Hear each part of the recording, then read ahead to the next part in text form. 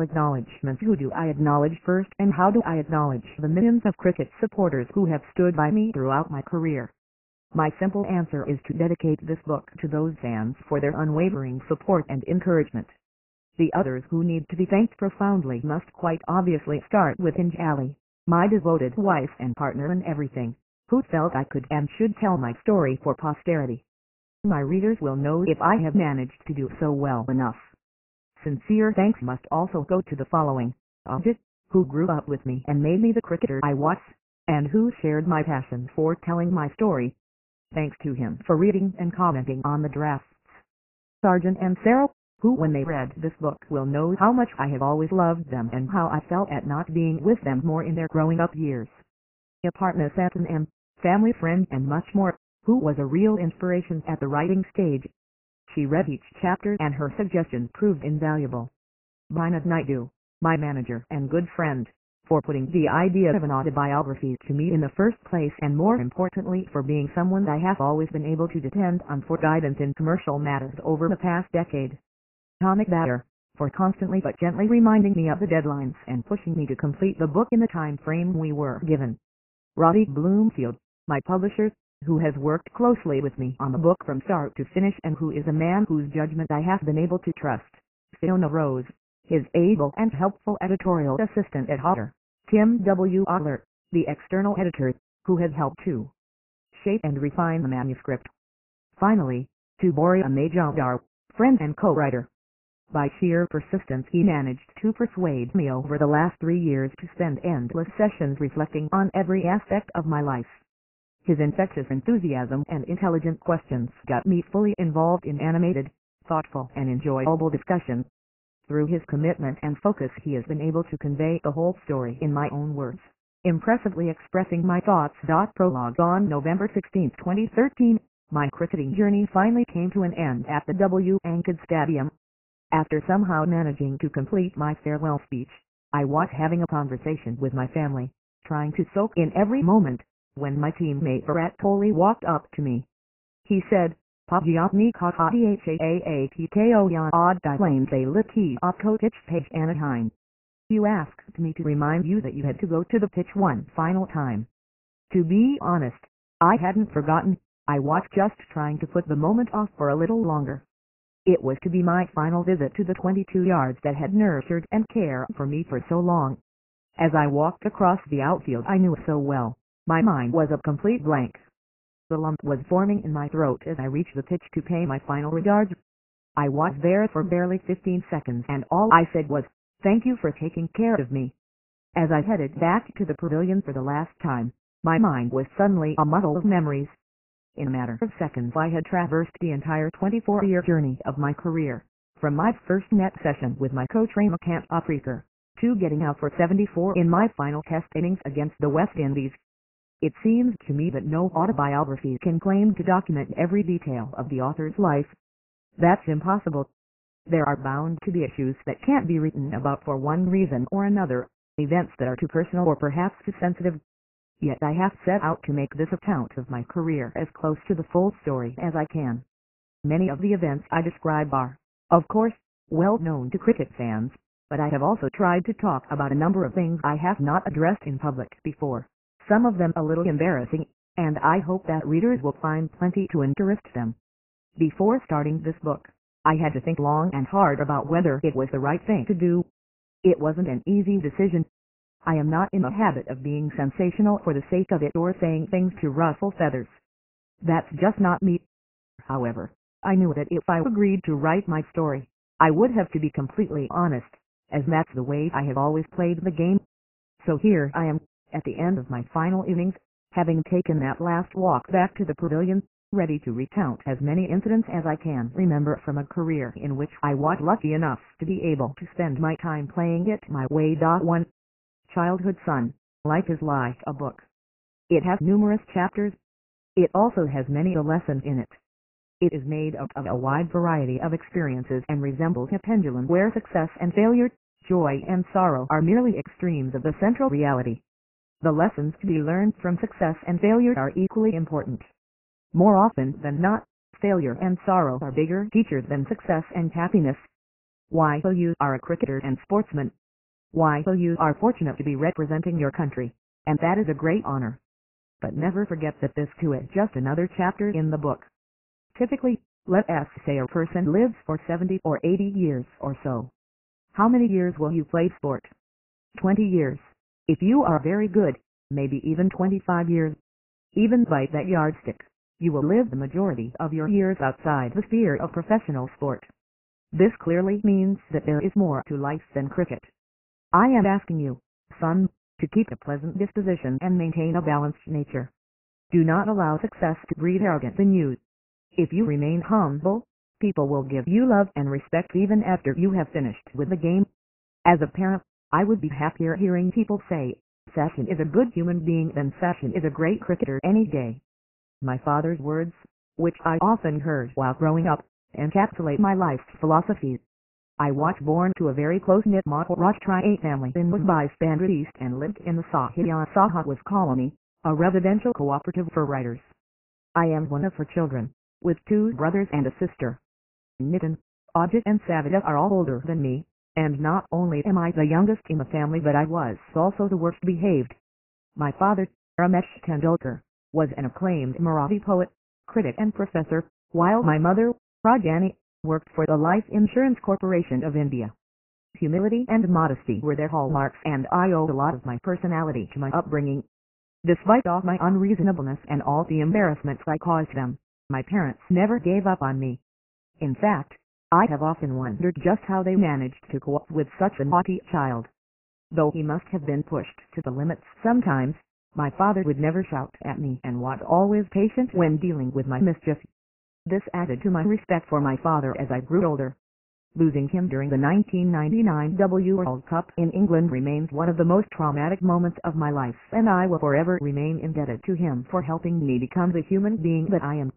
My mother, the best cook in the world for me, will do anything to see a smile on my face. She used to make the most delicious fish and prawn curry, bottom barb and Dha 80 lentils and rice for us at home, and I owed my appetite and love of food to her. I fondly remember lying on her lap after eating delicious home-cooked meals, as she sang the most beautiful songs while trying to get me off to sleep.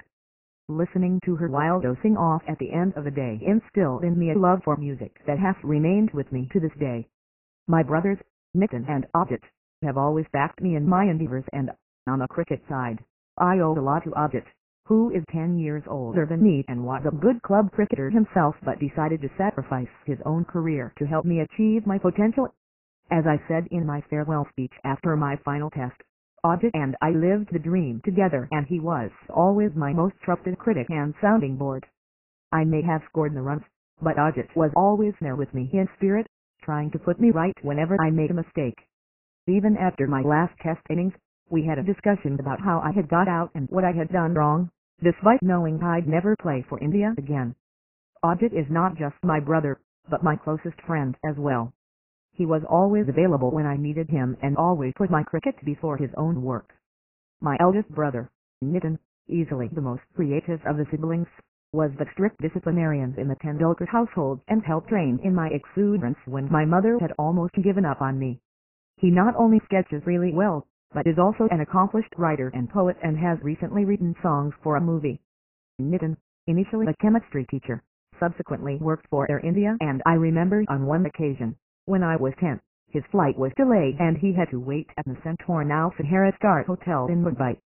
Ajit and I went to have dinner in his room, and for the first time in my life I tasted tandoori chicken, which subsequently became one of my favorite dishes. Savita, my sister, gave me my first cricket bat. She traveled to Kashmir for a holiday when I was 5 and brought me back the Kashmir willow bat. She is easily the calmest of the siblings and has a very reserved and composed demeanor. She stays unruffled in difficult situations, and we often consulted her on critical matters while growing up. When she got married, I, not knowing much about rituals and customs, tried to insist that my brother-in-law should come and stay with us rather than Savita having to go away. I did not want to let her go, and I must say I missed her terribly when she left home. Never sitting still, undoubtedly I had a fascinating childhood.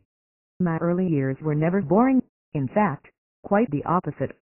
I can't trace a lot of the stamina and inner strength that sustained me during my cricket career to those early years, which were full of fun. We had moved to Sahiyasaha was in 1971. In my growing up years, there was a great deal of construction work taking place there. This gave me and my friends the opportunity to play quite a few pranks on our neighbors. While we were never violent and never caused bodily harm to others, I'm ashamed to admit we sometimes enjoyed having a laugh at the expense of other members of the colony. For us, it was fun, plain and simple, but looking back at some of the mischief we got up to now is rather embarrassing. One of our regular tricks was to dig a deep hole in the sand left behind by the contractors and cover it with newspapers before disguising it with sand. Then we'd deliberately lure people to walk over it. As they sank into the crater, we'd be in fits of laughter. Another was to pour water on unsuspecting passers-by from our apartment on the 4th floor, and I remember that feasting on mangoes picked from trees we weren't supposed to touch was also a favorite pastime. The forbidden nature of the act made it even more compelling, and the complaints that would follow did little to put us off. Finally, and this is very embarrassing, looking back now, my friends and I would take pride in locking people in their flats. It wasn't dangerous, but the resulting delay, which must have caused them immense frustration, seemed very funny at the time. As a child I was first enrolled at the Indian Education Society's New English School in Bandra. I was a reasonable student, and though I was never a class topper, I did not languish at the bottom either. While school wasn't altogether boring, the best time of the year was the 2-month-long summer break. During the holiday period, I'd hurry down from our apartment at 9 a.m. and would be out in the sun playing for the rest of the day. The domestic help, Lakshmi, a common phenomenon in households where both parents were working, would have to bring down my glass of milk, and sometimes she would also have to bring out my lunch, because I'd refuse to go up to our apartment. The sweltering heat was never a distraction, and I'd be out playing till late in the evening. In fact, even after most of my friends had disappeared to their apartments, I would be out alone trying to amuse myself. There were 7 or 8 blocks in the colony, and sometimes I'd just run around them to expend energy. I'd run 7 or 8 laps on the trot, and do so barefoot. Only when my brother Mitten instructed me to go up would I rush back. I was a little scared of him. He generally didn't say much to me, but when he did, it was always the final word. If my mother grew tired of trying to persuade me to come in, she would ask Mitten to perform the task. In our 2-bedroom apartment, the 4 children would all sleep together in one of the bedrooms. I was always the last one to drop off and would keep tossing and turning as the others drifted off. Often, while they'd be lying north-south, I'd end up stretched out east-west, and I'd receive a mouthful when they woke up to find me lying across them. The reprimands were part of the bonding, and I never took them to heart. The whole experience brought us closer together. The first taste of Chinese food. As a child I loved food. I grew up eating my mother's wonderful Maharashtrian home cooking, and it wasn't till I was 9 years old that I first tried Chinese food.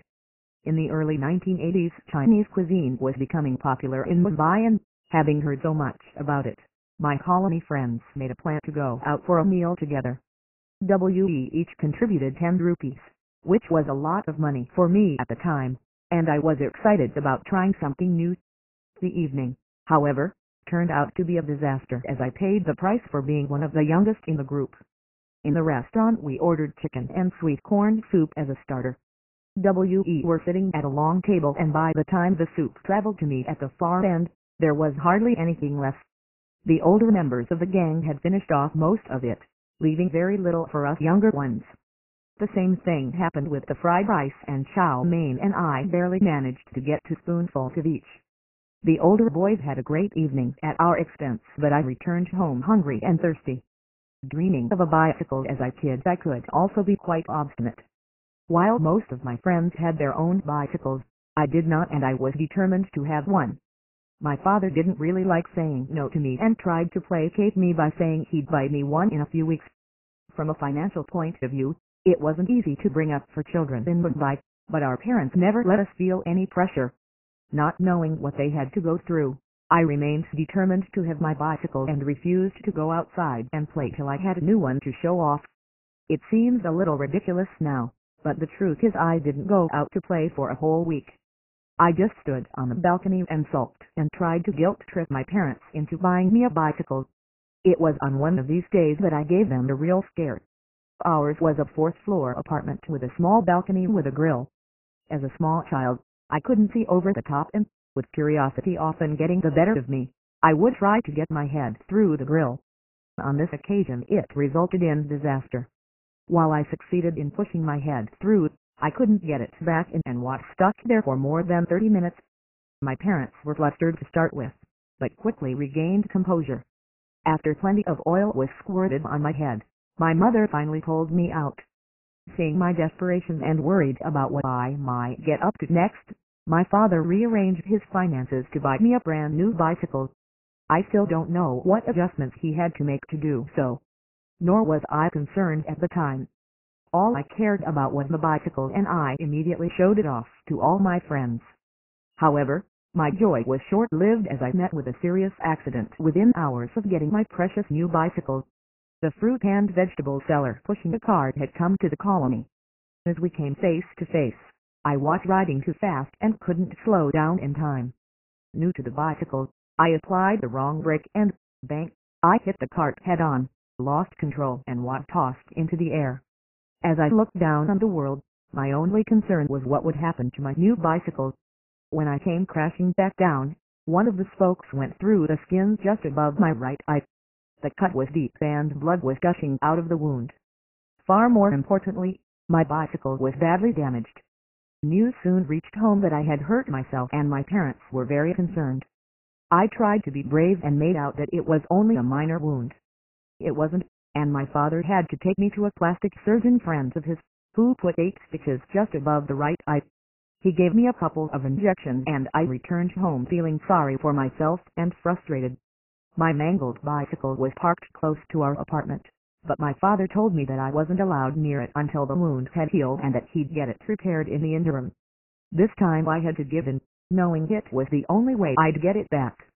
As soon as I'd recovered, I resumed cycling, and within a few months had become an accomplished biker. I could slow cycle better than most kids and even went on to win the race organized in the colony. I rode with passion and within a few months had developed the ability to slide on one wheel, which took all my friends by surprise. In areas of the colony where there was sand on the concrete, I could get the wheels to slide for 10 to 15 feet, with my body bent at 45 degrees. I wasn't bothered about what this was doing to the tires. Of course, as the larger the distance covered, the better I felt. Showing off my skills used to give me a thrill, and what added to the fun was that I had learned these tricks in quick time. Nevertheless, things went wrong sometimes, causing me plenty of embarrassment and pain. In fact, I think I can't trace my ability to withstand pain to my exploits as a child. I'd often get cut or hurt but rarely mentioned these minor accidents to anyone at home. So much so that my father got into the habit of examining my body when I was sleeping to check whether I'd injured myself. If he saw me wincing in pain, he'd know I'd done something to myself again, and he would take me to the doctor the next day. No matter what I'd done, though, my father would never shout or scream at me. More often than not, he'd try to set out the reasons why I should or shouldn't do certain things, and his explanations left behind a lasting impact. My father's sense of reason was his biggest virtue, and I try to act in the same way with my children. In the war again, I had a lot of adventures as a child, but one that stands out is when I was cut under my eye while playing at Park, the breeding ground of cricketers in Mumbai, and had to return home covered in blood. I was captaining my team in a match at Park when I was 12, and after our wicket-keeper got injured, I asked my teammates if anyone could keep wicket. No one volunteered, and somewhat reluctantly I stepped up to the challenge, even though I'd never tried it before. I was uncomfortable standing in the unfamiliar position behind the stumps and soon missed a knock. The ball came at me fast and, even before I could react, it hit me smack in the face, just missing my eye. The cut was deep and there was a lot of blood. I didn't have the money to pay for a taxi home and was embarrassed at the thought of getting on a bus with a bloodied face. I asked a friend of mine to give me a lift on his bicycle, and anyone who knows Mumbai will realize what a difficult task that is, especially with heavy cricket kit bags in tow. There was a busy flyover between East and West Bandra, which my friend found too steep with such a heavy load. As a result, I had to get off and walk, with commuters gaping at me in shock. The young kid with a bloodied face and blood-stained shirt lugging his cricket kit over a flyover wasn't an everyday sight. When I got home, I was relieved to find my parents out at work. My grandmother was in the apartment, but I asked her not to panic and told her it was a minor injury. She said she knew how to handle it and put warm turmeric over the cut, an 8-fold Indian Ayurvedic treatment for cuts and bruises. I did not bother telling anyone else, and the injury healed faster than I expected. Suffice to say, that wasn't the only time I got hurt while playing cricket as a kid. Injuries were frequent because we played on half-baked and overused pitches, and our coach insisted we should bat without helmets and learn to leave balls by swaying out of the way. On such wickets, injuries were a certainty, but they hardened us for the grind in the future, and as a result I was never scared of getting hurt. It was all part of being a professional sportsman. However, the ability to withstand pain didn't mean I didn't take due precautions and exposed myself to injuries unnecessarily, something I was once surprised to be questioned about as a 14-year-old during a match at the Wankhede Stadium. The match, which involved Mumbai Ranji Trophy probables, started early in the morning, and the plan was for a pair of fast bowlers to bowl at the batsmen for 5 or 6 overs before they were rested, and a new pair were to bowl with a new ball. The aim was to give batsmen practice against a fast-swinging ball. To make things even more difficult, a lot of grass had been left on the track. I went out to bat early in our innings and was wearing my under-15 cap. I didn't have a helmet at the time, and the under-15 cap was the only headgear I possessed. Raghu Kulkarni, who was by then an accomplished test bowler for India, was livid when he saw me taking guard in just a cap. All the senior batsmen had helmets, so how dare I, a 14-year-old, wander out without proper head protection?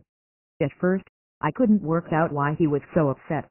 He bowled a barrage of bouncers, though in hindsight I realized they were intended to teach me a lesson rather than to hurt me, but I managed to stay calm enough to sway out of the way. When I finally understood the reason behind his anger, I did not know how to explain to him that Hawkreeker Sir had not allowed me to wear a helmet in school cricket. I wasn't attempting to be brave at all. It was only later, when I was selected in the Mumbai team and came to know Raghu well, that I finally told him the real reason for not wearing a helmet. Music. My second love, music, was a constant presence in the Tendulkar household. All my siblings would regularly listen to the radio and always followed the weekly Hindi film music program Pinaka Jeetmala Garland of songs anchored by the well-known radio personality Amin Savani. As a result, while I was too young to understand much, I was exposed to music from a very early age. The exposure increased when my father bought a cassette player, which miraculously allowed everyone to listen to music of their choice. Both my brothers were fans of the famous Gazal singer Tendulkar. I couldn't really appreciate his songs then, but I was always in the room when they were played and was privy to discussions on the nuances and finer points of music. On one occasion Nitin went to Dubai and brought back Tendulkar's newly released album. Even though he didn't get home till midnight, we all waited up to listen to the cassette as soon as he got back, with our grandmother making us be well past 1 in the morning. It was natural that music should soon become my second love after cricket, and it has remained that way ever since. I enjoy listening to all kinds of Indian music, ranging from film songs to the more classical variety, and I always feel relaxed with my headphones on. Later, during tours abroad, I began to pick up on Western music, and I now love listening to Pink Floyd, U2, Dire Straits, and a host of others. I passed that taste for Western music on to Ajit, and it is now an important feature of the Tendulkar household. Turning to cricket. Besides cricket and music, I was also a big fan of tennis as a child. John McEnroe, the legendary American player, was my favorite. As a 10-year-old I would mimic McEnroe's look and antics, to the extent that I grew my hair into a curly mop and walked around wearing a headband. I was fascinated by the battles between Beardborg and McEnroe, and for a while I even contemplated choosing tennis over cricket. Ajit knew about my obsession with tennis but had also seen me play cricket with my colony friends. He had observed my natural bat swing, and that's what led him to believe that I might turn out to be a good batsman if groomed properly, though he never imposed anything on me. What he would do is give me both a tennis racket and cricket bat and take me up to the terrace to have a hit. He threw tennis balls to me while I took turns at tennis and cricket. We didn't have too many balls then, and if they bounced over the walls of the terrace, I would quickly run down for floors and fetch them. There were no elevators then, something that explains the secret behind my strong legs. It was clear to Audit that I enjoyed myself far more while playing cricket. However, the episode that led him to take the next step and bring me along to Ray McCann-Opryker's summer cricket camp in 1984, at the age of 11, had nothing to do with cricket. The turn to cricket was prompted by a group of friends, myself, Sunil Harsh and Avinash Gowrikar, getting into a spot of trouble. At the time in India, Doordarshan, the national broadcaster, would show a classic film every Sunday, and on this fateful day it was Died, starring Dev Anand, one of India's legendary actors. Most of the residents of our colony were engrossed in the film, allowing us the opportunity to climb up one of the trees and take some mangoes. Sunil, who was on the heavy side, and I were on a branch together, but it broke and we fell with a crash from quite a height.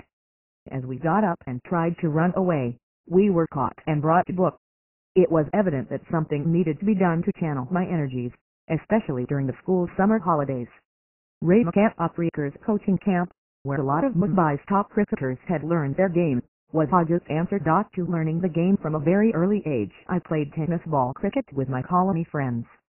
I loved watching cricket on television, and in our games I often tried to emulate the mannerisms of my favorite players, Sunil Gavaskar and the West Indian legend Vic Richards.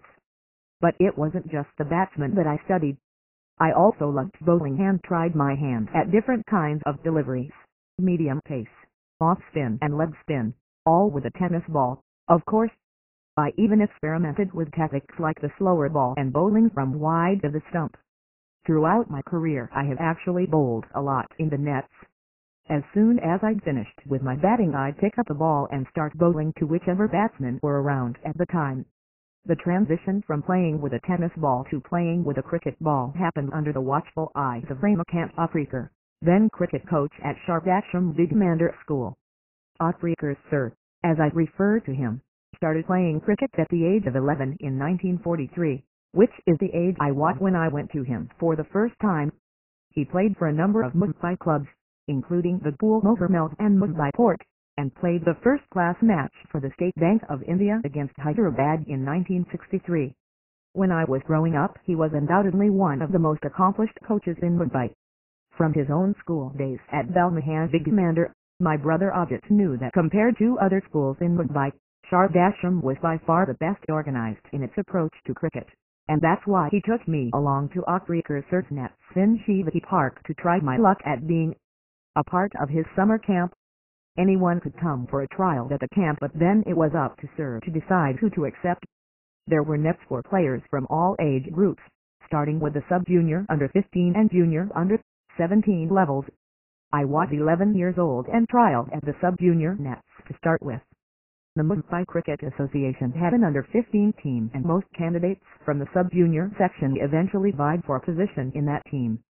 I had never batted in nets before and felt somewhat overawed with so many people around. When I was asked to bat, I was not at all comfortable. With Sir watching me so closely, I failed to make an impact. After I had finished batting, Sir called Audit aside and informed him that I was perhaps too young to make the camp and suggested that he should bring me back when I was a little older. I wasn't party to this conversation and had no idea what was discussed at the time. My induction into the Mumbai cricket circuit could have ended in failure, but for Audit's insistence. Having seen me play in the colony, Audit knew I was capable of performing far better than I had in front of Opryker's Sir. He explained that I was nervous and asked Sir to give me one more opportunity. However, he suggested that while doing so Sir should pretend to go away and then watch from a distance. Sir agreed. Before long I was asked to bat again and, without Sir's trained eyes scrutinizing me, or so I thought, I felt more at ease and soon started to hit the ball well. This time, Sir agreed to let me join the camp. I was delighted, and I must say it was an opportunity that transformed my life. Participants in the summer camp had to pay an admission fee of 65 rupees, less than £1, and a monthly fee of 10 rupees 10 pence. In my case, I don't remember having to pay the monthly fee after the first few months. The camp involved a session every morning and evening at Shivaji Park. I would practice between 7.30 meters and 10.30 meters before making my way home for lunch. Then I'd come back in the afternoon and train till late evening. The schedule was rigorous and I would be exhausted by the end of the day. Traveling to Shivati Park took 40 minutes from my house in Bangor and I had to catch an early morning bus to make it on time. For the first few days Audit accompanied me, to get me used to the routine, but once I was familiar with the journey, I'd travel to the camp on my own.